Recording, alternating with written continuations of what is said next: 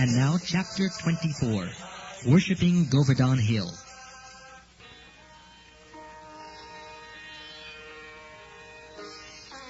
While engaged with the Brahmins who were too involved in the performance of the Vedic sacrifices, Krishna and Balaram also saw that the cowherd men were preparing a similar sacrifice in order to pacify Indra, the king of heaven, who is responsible for supplying water.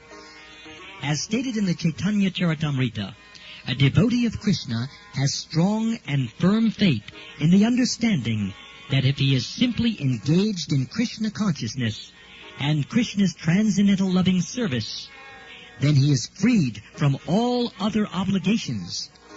A pure devotee of Lord Krishna doesn't have to perform any of the ritualistic functions enjoined in the Vedas, nor is he required to worship any demigods. Being a devotee of Lord Krishna, one is understood to have performed all kinds of Vedic rituals and all kinds of worship to the demigods. Just by performing the Vedic ritualistic ceremonies or worshipping the demigods, one does not develop devotional service for Krishna. But one who is engaged fully in the service of the Lord has already finished all Vedic injunctions.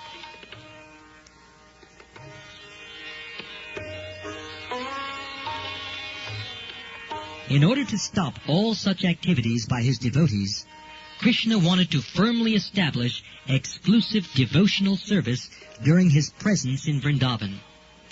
Krishna knew that the cowherd men were preparing for the Indra sacrifice because he is the omniscient personality of Godhead.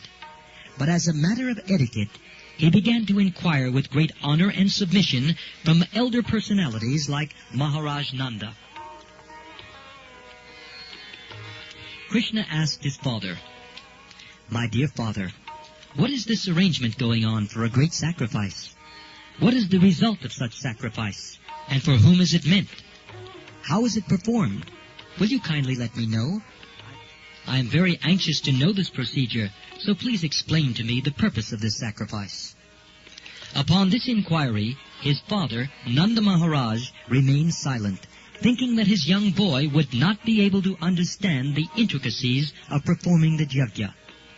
Krishna, however, persisted. "My dear father, for those who are liberal and saintly, there is no secrecy. They do not think anyone to be a friend or enemy, because they are always open to everyone.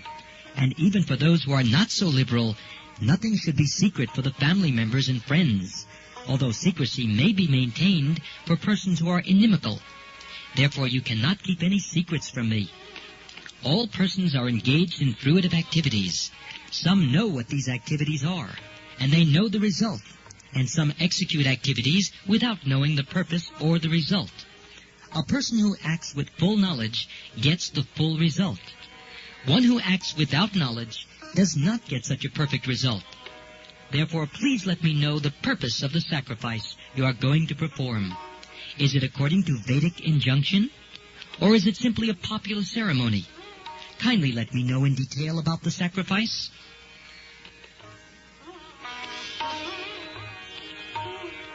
On hearing this inquiry from Krishna, Maharaj Nanda replied, "My dear boy, this ceremonial performance is more or less traditional. Because rainfall is due to the mercy of King Indra, and the clouds are his representatives, and because water is so important for our living, we must show some gratitude to the controller of this rainfall, Maharaj Indra. We are arranging, therefore, to pacify King Indra, because he has very kindly sent us clouds to pour down a sufficient quantity of rain for successful agricultural activities. Water is very important. Without rainfall, we cannot farm or produce grains. We cannot live if there is no rainfall. It is necessary for successful religious ceremonies, economic development, and ultimately liberation. Therefore, we should not give up the traditional ceremonial function. If one gives it up, being influenced by lust or greed or fear, then it does not look very good for him."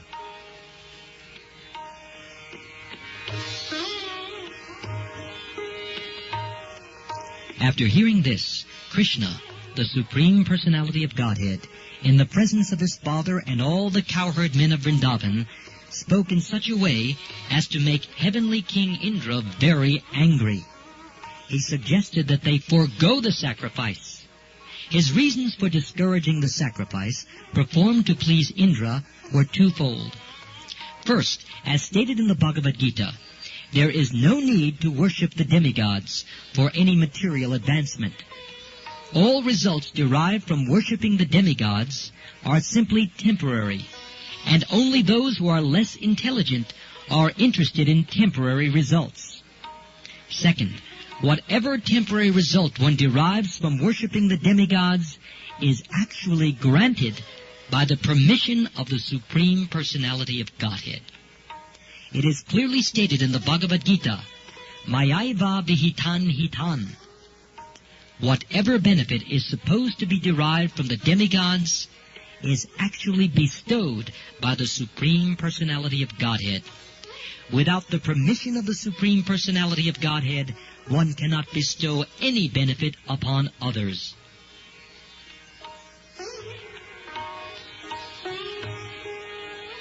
But sometimes the demigods become puffed up by the influence of material nature. Thinking themselves all in all, they try to forget the supremacy of the Supreme Personality of Godhead. In the Srimad Bhagavatam, it is clearly stated that in this instance, Krishna wanted to make King Indra angry. Krishna's advent was especially meant for the annihilation of the demons and protection of the devotees. King Indra was certainly a devotee, not a demon. But because he was puffed up, Krishna wanted to teach him a lesson. He first tried to make Indra angry by stopping the Indra Puja, which was arranged by the cowherd men in Vrindavan.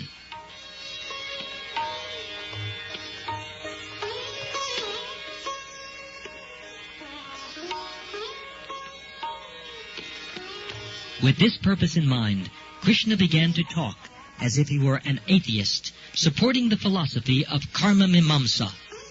Advocates of this type of philosophy do not accept the supreme authority of the personality of Godhead. They put forward the argument that if anyone works nicely, the result is sure to come. Their opinion is that even if there is a God who gives man the result of his fruitive activities, there is no need to worship him, because unless man works, God cannot bestow any good result. They say that instead of worshiping a demigod or God, people should give attention to their own duties, and thus the good result will surely come. Lord Krishna began to speak to his father according to these principles of the Karma Mimamsa philosophy. My dear father, he said, I don't think you need to worship any demigod for the successful performance of your agricultural activities. Every living being is born according to his past karma and leaves this life simply taking the result of his present karma. Everyone is born in different types or species of life according to his past activities, and he gets his next birth according to the activities of this life. Different grades of material happiness and distress, comforts and disadvantages of life are different results of different kinds of activities from either the past or present life.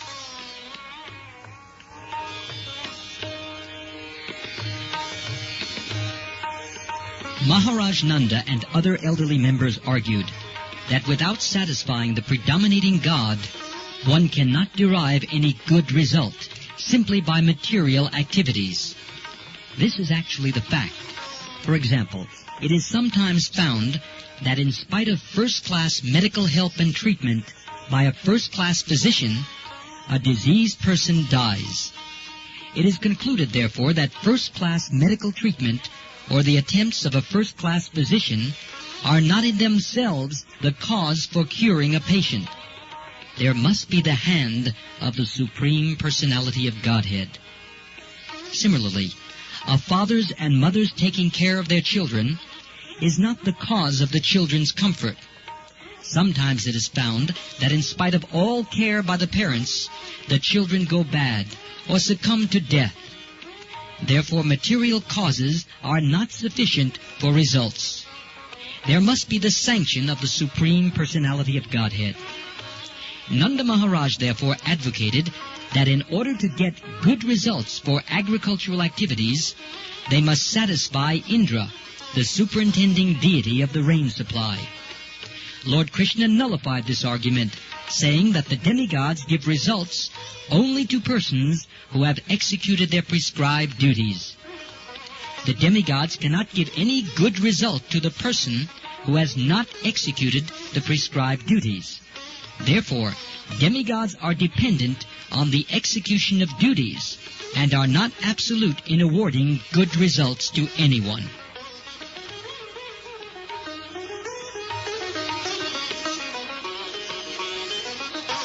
My dear Father, there is no need to worship the demigod Indra, Lord Krishna said. Everyone has to achieve the result of his own work.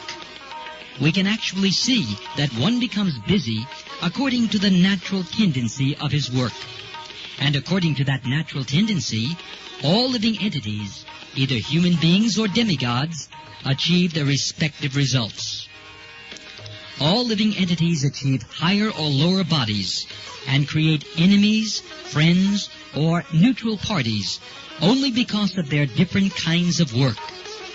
One should be careful to discharge duties according to his natural instinct and not divert attention to the worship of various demigods.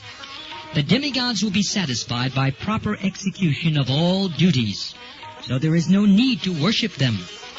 Let us rather perform our prescribed duties very nicely. Actually, one cannot be happy without executing his proper prescribed duty.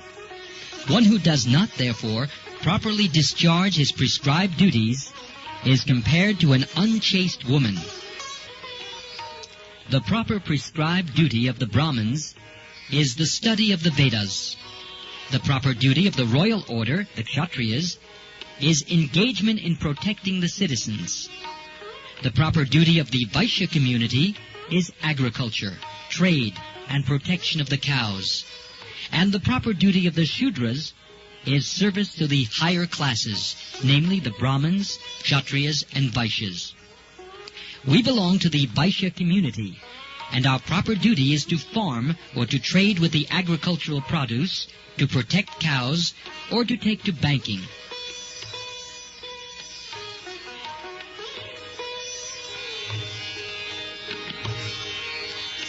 Krishna identified himself with the Vaishya community because Nanda Maharaj was protecting many cows and Krishna was taking care of them. He enumerated 4 kinds of business engagements for the Vaishya community, namely agriculture, trade, protection of cows, and banking. Although the Vaishyas can take to any of these occupations, the men of Vrindavan were engaged primarily in the protection of cows. Krishna further explained to his father, this cosmic manifestation is going on under the influence of 3 modes of material nature: goodness, passion, and ignorance. These 3 modes are the causes of creation, maintenance, and destruction. The cloud is caused by the action of the mode of passion. Therefore, it is the mode of passion which causes the rainfall. And after the rainfall, the living entities derive the result, success in agricultural work. What then has Indra to do in this affair? Even if you do not please Indra, what can he do? We do not derive any special benefit from Indra. Even if he is there, he pours water on the ocean also, where there is no need of water. So he is pouring water on the ocean or on the land. It does not depend on our worshipping him. As far as we are concerned, we do not need to go to another city or village or foreign country. There are palatial buildings in the cities, but we are satisfied living in this forest of Vrindavan. Our specific relationship is with Govardhana Hill and Vrindavan Forest, and nothing more.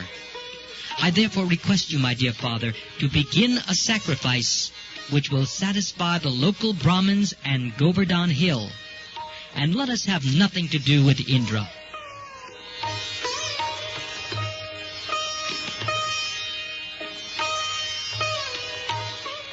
After hearing the statement by Krishna, Nanda Maharaj replied, My dear boy, since you are asking, I shall arrange for a separate sacrifice for the local Brahmins in Govardhana Hill.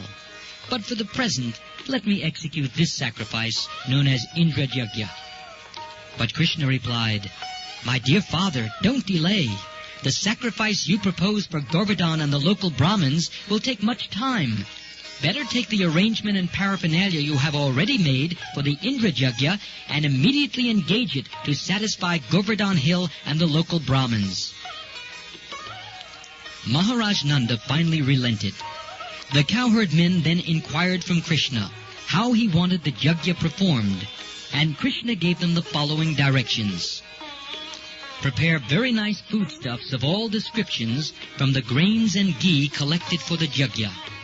Prepare rice, dal, then halwa, pakora, puri, and all kinds of milk preparations like sweet rice, rabri, sweet balls, sandesh, rasgulla, and laddu. And invite the learned Brahmins who can chant the Vedic hymns and offer oblations to the fire. The Brahmins should be given all kinds of grains in charity. Then decorate all the cows and feed them well. After performing this, give money in charity to the Brahmins.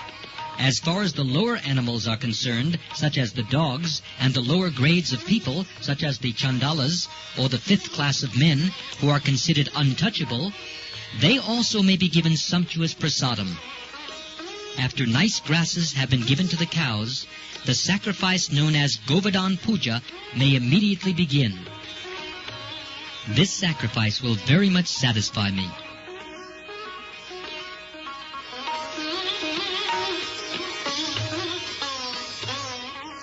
In this statement, Lord Krishna practically described the whole economy of the Vaishya community. In all communities in human society and in the animal kingdom, among the cows, dogs, goats, etc., everyone has his part to play. Each is to work in cooperation for the total benefit of all society, which includes not only animate objects, but also inanimate objects like hills and land. The Vaishya community is specifically responsible for the economic improvement of the society by producing grains, by giving protection to the cows, by transporting food when needed, and by banking and finance. From this statement we learn also that although the cats and dogs, which have now become so important, are not to be neglected, cow protection is actually more important than protection of cats and dogs. Another hint we get from this statement is that the chandalas, or the untouchables, are also not to be neglected by the higher classes. Everyone is important, but some are directly responsible for the advancement of human society, and some are only indirectly responsible. However, when Krishna consciousness is there, then everyone's total benefit is taken care of.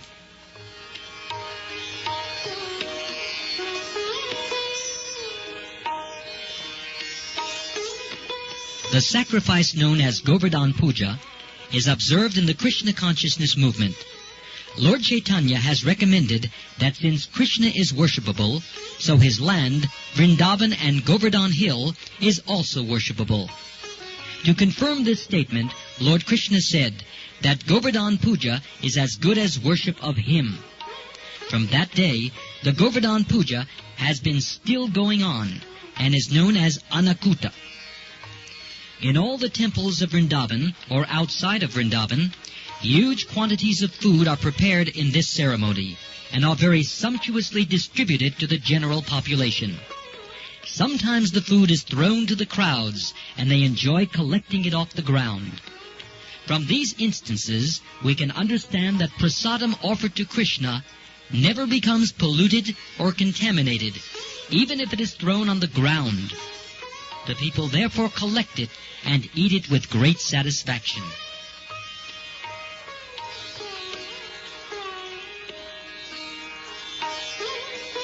The Supreme Personality of Godhead, Krishna, therefore advised the cowherd men to stop the Indra Yajna and begin the Govardhana Puja, in order to chastise Indra, who is very much puffed up at being the supreme controller of the heavenly planets.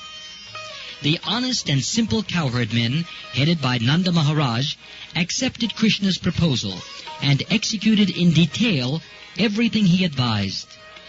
They performed Govardhan worship and circumambulation of the hill. Following the inauguration of Govardhan Puja, people in Vrindavan still dressed nicely and assembled near Govardhan Hill to offer worship and circumambulate the hill, leading their cows all around. According to the instruction of Lord Krishna, Nanda Maharaj and the cowherdmen called in learned Brahmins and began to worship Govardhan Hill by chanting Vedic hymns and offering prasadam. The inhabitants of Vrindavan assembled together, decorated their cows and gave them grass. Keeping the cows in front, they began to circumambulate Govardhan Hill. The gopis also dressed themselves very luxuriantly and sat in bull-driven carts, chanting the glories of Krishna's pastimes. Assembled there to act as priests for Govardhan Puja, the Brahmins offered their blessings to the cowherdmen and their wives, the gopis.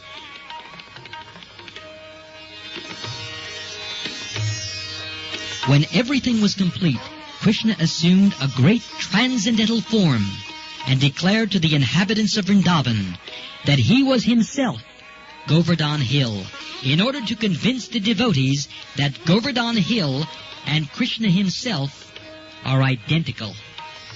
Then Krishna began to eat all the food offered there. The identity of Krishna and Govardhan Hill is still honored, and great devotees take rocks from Govardhan Hill and worship them exactly as they worship the deity of Krishna in the temples. Devotees therefore collect small rocks or pebbles from Govardhan Hill and worship them at home, because this worship is as good as deity worship. The form of Krishna, who began to eat the offerings, was separately constituted, and Krishna himself, along with other inhabitants of Vrindavan, began to offer obeisances to the deity as well as Govardhan Hill.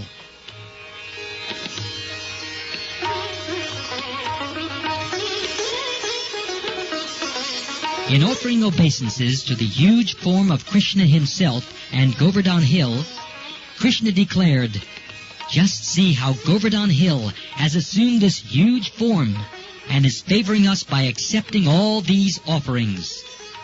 Krishna also declared at that meeting, "One who neglects the worship of Govardhan Puja, as I am personally conducting it, will not be happy. There are many snakes on Govardhan Hill, and persons neglecting the prescribed duty of Govardhan Puja will be bitten by these snakes and killed. In order to assure the good fortune of the cows and themselves, all people of Vrindavan near Govardhan must worship the hill as prescribed by me." Thus, performing the Govardhan Puja sacrifice, all the inhabitants of Vrindavan followed the instructions of Krishna, the son of Vasudeva, and afterwards they returned to their respective homes. Thus ends the Bhaktivedanta purport of the 24th chapter of Krishna worshipping Govardhan Hill.